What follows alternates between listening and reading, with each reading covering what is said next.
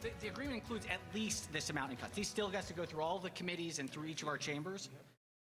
2 weeks away from the end of the legislative session, questions over the budget remain.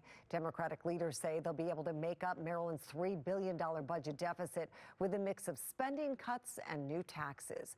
Good evening, everybody. I'm Mary Bubala. As we wait to find out where lawmakers plan to make those cuts, it's unclear what this could mean for the blueprint for Maryland's future. Mackenzie Frost looks at the potential options for the blueprint from Annapolis. The House has its version of the blueprint and the Senate is working on its own. As funding remains some of the biggest concerns for lawmakers, committee members were scrambling to figure out the details of what they soon will be voting on. Let's get started. A dense debate over what to change in the blueprint for Maryland's future as the pressure ramps up to make decisions. We can't sit on this thing. With a $3.3 billion budget deficit that's expected to grow in future years, funding for the decade-long education spending plan remains in the spotlight. Governor Wes Moore's proposal calls for a pause in collaborative time for teachers for 4 years, plus a funding freeze for community schools. While the House restored funding for the Concentrated Areas of Poverty Community Schools grant and only paused teacher collaborative time for 1 year. And if you look at the chart, the Senate is splitting the difference. So it basically lands in the middle. But how much will be saved remains a question without a specific answer. Is there a top number? What do you mean by top? It's been interpreted that the Senate is coming across as saving half of what the governor initially proposed.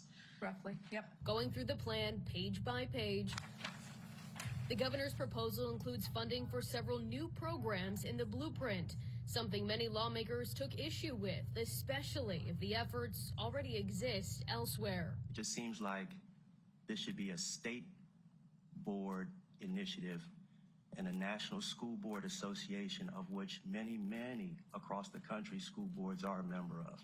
I think we could save a lot of money by using what already exists. Wouldn't our money be better spent making sure that we help out at the local level with the issues they're seeing, with the cuts that they're going to be getting, instead of a new part of our education plan that's going to spend $17 to $50 million a year on a new program? We would argue that we aren't seeing the results that we really need to get at for literacy initiatives. I think we have our most recent NAEP scores. I think for elementary age literacy scores, we went from 40th in the country to 20th. For middle school, we're still kind of in the mid-30s. So we know that we need to do better. One of the new programs calls for more literacy coaches, though those coaches must be fully licensed teachers. Given one of the governor's priorities is to attract more teachers to Maryland amid a shortage. Do we know if the locals already have coaches? Secondly, if these coaches have to be licensed, fully licensed teachers, aren't we going to cannibalize our existing teachers where we already have a shortage? And third, my recollection of the AIB was that there was going to be some kind of like strike team that went in and did this. And so can you answer any of those three questions? We recognize that this would pull some teachers from classrooms. Do you believe that there's enough being cut out of the blueprint to address the future funding concerns that we continue to hear about?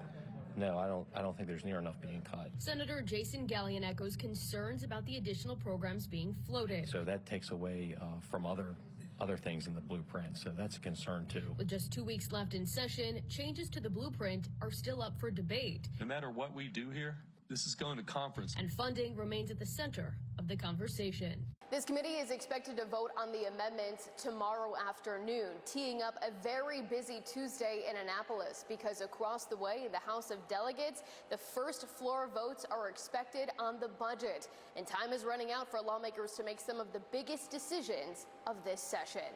In Annapolis, Mackenzie Frost, Fox 45 News. Hey, I'm Mackenzie Frost. Thanks for watching. Don't forget to like this video and subscribe to our channel. Check out Fox Baltimore on all of our social media pages for more videos just like this.